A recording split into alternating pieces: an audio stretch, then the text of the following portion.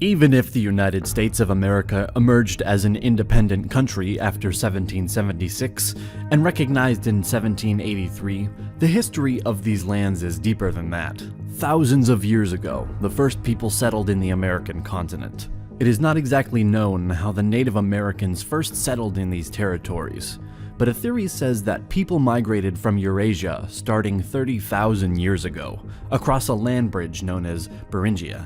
This connected Siberia to North America during the Ice Age. This migration continued until 10,000 years ago. At that time, a glacial period ended, and the land bridge became submerged by the rising ocean. But before we move any further, we want to give a big thank you to Raid Shadow Legends for sponsoring this video. Raid is a brand new RPG game that you will definitely enjoy. The game has an amazing storyline, great looking 3D graphics, incredible boss fights, and PvP battles. You can choose from hundreds of champions to collect and customize as you wish. I personally prefer Ethel because of her great skills and the way she looks. She is not the only awesome champion, but in my opinion you should definitely try her out. Raid is a rapid growing game, attracting more and more players every day. By now, 10 million players worldwide have already downloaded the game in less than 6 months. The game is consistently updated, so you will not get bored playing it. After downloading the game, I can surely say that I am impressed by its quality and graphics. Playing Raid is the most immersive experience you'll find on a smartphone, and it can only really be compared with the biggest PC and console titles. And the best part of all of this, it's totally free. With 300,000 reviews, Raid has almost a perfect score on the Play Store. This proves just how amazing the game is. So be sure to click on our special link in the description to get 50,000 silver and an epic champion for free. Start your incredible journey now. The early inhabitants were called the Paleo-Americans.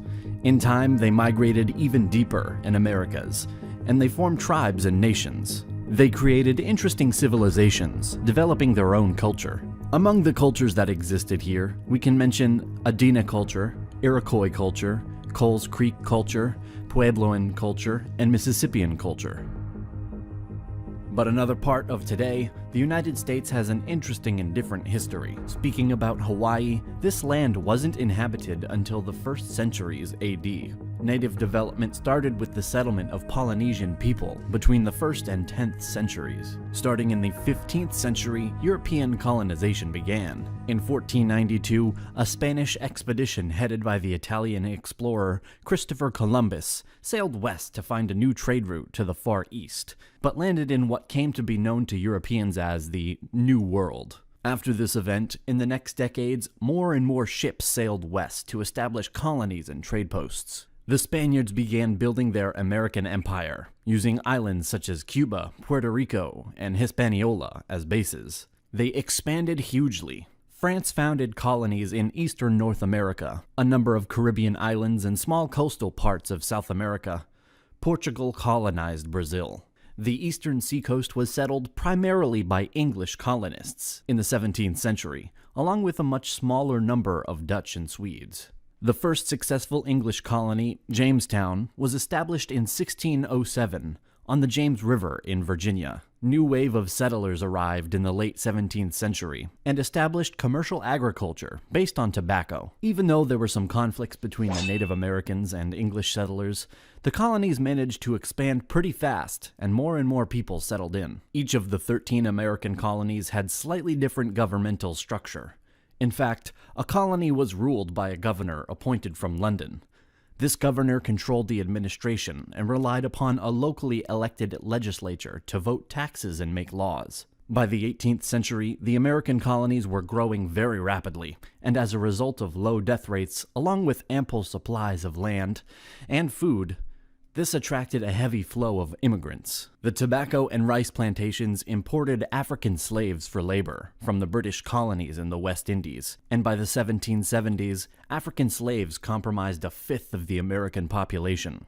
The question of independence from Britain did not arise as long as the colonies needed British military support against the French and Spanish powers. The French and Indian War was an event created by the political development of the colonies. It was also part of the larger 7 Years' War. Britain beat French forces, and France lost their colonies and territories in Canada and Louisiana. The war was costly, and Britain needed money. The British Parliament passed the Stamp Act of 1765, imposing a tax on the colonies without going through the colonial legislatures. The issue was drawn. Did Parliament have this right to tax Americans who were not represented in it? Crying, "No taxation without representation." The colonists refused to pay the taxes, as tensions escalated in the late 1760s and early 1770s. The Boston Tea Party in 1773 was marked as the start of the Revolution. It happened in the town of Boston to protest against the new tax on tea. Parliament quickly responded the next year with the Coercive Acts, stripping Massachusetts of its historic right of self-government and putting it under army rule, which sparked outrage and resistance in all 13 colonies. Leaders from all 13 colonies gathered and created the First Continental Congress to coordinate their resistance. The Congress called for a boycott of British trade, published a list of rights and grievances, and petitioned the king for redress of those grievances.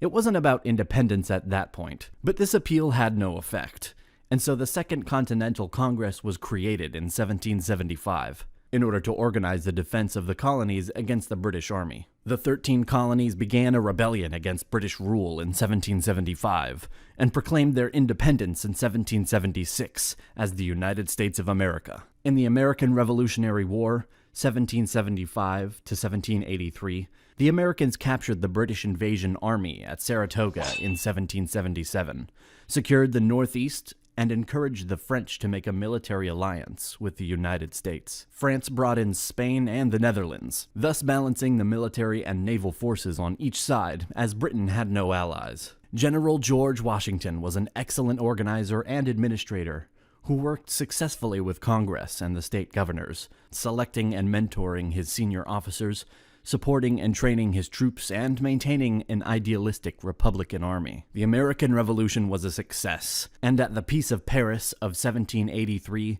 their independence was recognized. And even so, the former colonies gained more than expected. The expansion to the west started, incorporating the Amerindian lands, west of the Appalachian Mountains. A deal was made by the United States President, Thomas Jefferson, in 1803. He bought the Louisiana Territory from France. Initial diplomats sent to France were allowed to spend up to $10 million in order to buy just New Orleans, and, if possible, the west bank of the Mississippi River. But the French government said that for $5 million more, all of the Louisiana Territory would be sold. The president approved the deal, and the U.S. doubled its size. In the middle of the 19th century, some cessions were happening, and Texas in joining the Union in 1845, and after the war against Mexican Empire, the United States will take important lands and expand even further. In 1861, after Abraham Lincoln was elected, some states from the South, the Confederation, attacked the rest. The South Revolt was happening due to controversy over the enslavement of black people. In 1860, the United States was led by Abraham Lincoln, supporting banning slavery in all territories. War broke out in April 1861, when secessionist forces attacked Fort Sumter in South Carolina. After 4 years of war, the Union achieved its victory, and the Confederates were defeated. National unity was slowly restored. The national government expanded its power. The 19th century was a period of economic expansion. More and more industries were created, and also the accent was put on infrastructure. In 1898, the American-Spanish War is happening. Americans are winning in short term some battles, and at the Treaty of Paris, U.S. is getting the Philippines, Puerto Rico, and Guam. At the beginning of the 20th century, World War I started. Even though the U.S. was neutral due to German attacks on the American ships and due to their intentions to make Mexico join against the U.S., the Americans joined the Allies. After this event, the economy was growing and all was good, until the Great Depression, which started in 1929. This event shook the world and created a base on which the Second World War will start.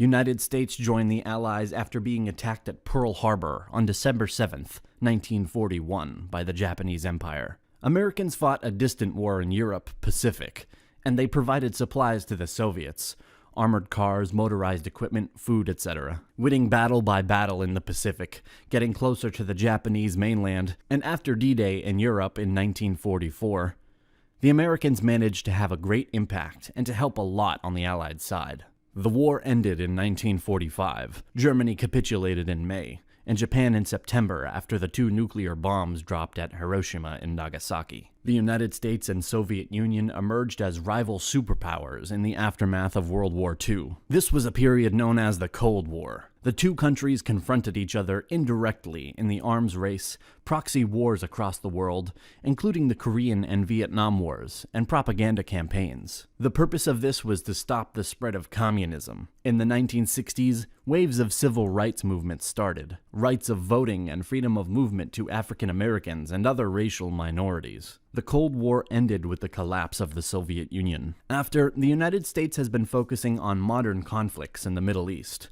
The beginning of the 21st century saw the September 11th attacks carried out by Al-Qaeda in 2001, which was later followed by the wars in Iraq and Afghanistan. In 2008, the United States had its worst economic crisis since the Great Depression.